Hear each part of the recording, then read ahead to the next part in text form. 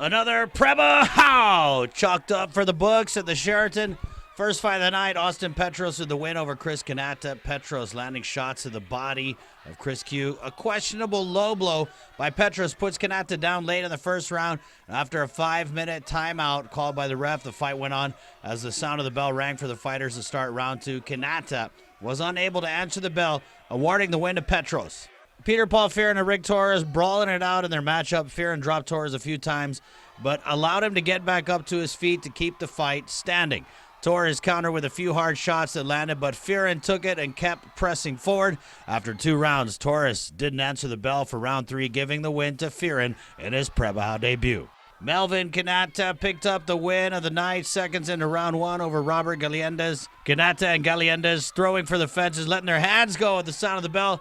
The fight had knockout written all over it. Kanata landed first and put Galliendez down for good early in the contest. Zach Beneventi took to the cage and faced Noah Cepeda in the third fight of the night. After a quick exchange, both fighters went to the ground. When the two stood back up, Cepeda shot in for the takedown, leaving his neck exposed. Beneventi able to sink in the guillotine choke, forcing Cepeda to tap in round 1. Vandrick Munya defeated Tassun Atsan in the 5th fight of the night. Munya throwing bombs, rocking Atsan. Tassun weathered the storm and was able to stay on his feet after eating some leather. It's high in protein.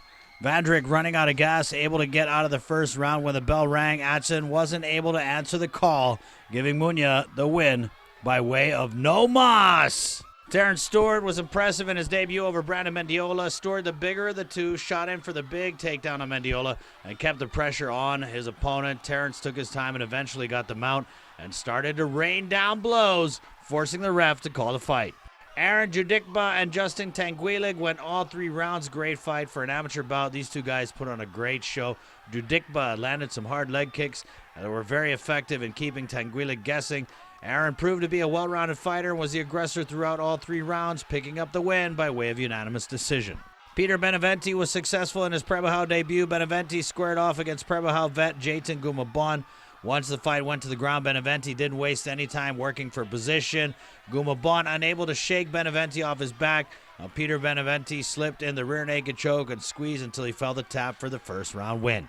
Junar Jesus dominated his fight against Jerome Fujihira. Jesus pressed the action from the get-go, getting the takedown and working the ground and pound. Jesus pressed Fujihira for 3 rounds, not letting him get off his back. Fujihira landed some staples from his back that cut Jesus. Junar, though, smothered Fujihira for 9 minutes for the unanimous decision win. And in the main event fight of Preba Hao, Jose Ramirez pulled out the unanimous decision win over Pejo Camacho. There were times in the fight where both fighters stood toe-to-toe, exchanging. As the fight went on, fatigue started to play a role. As Pejo forgot to stop by the gas station, Ramirez took the fight to the ground and used his wrestling to secure position. Pejo stayed in the fight, working the body with leg kicks and punches in the midsection. Cage control, though, favored Ramirez as he was awarded the dub. Jared J-Rad Gogui placed 5th overall in his first Western Surfing Association contest over the weekend. Gogui made his WSA debut in big and choppy conditions at the WSA Huntington Beach Championship Tour event, competing in the tough men's 18 to 29 bracket. Gogui arriving at Cali just 2 days ago, so not much time to train on those waves, and he plans to compete in the WSA's next event in March in Oceanside, California, as he has relocated to the Golden State to pursue his dreams of becoming a pro surfer.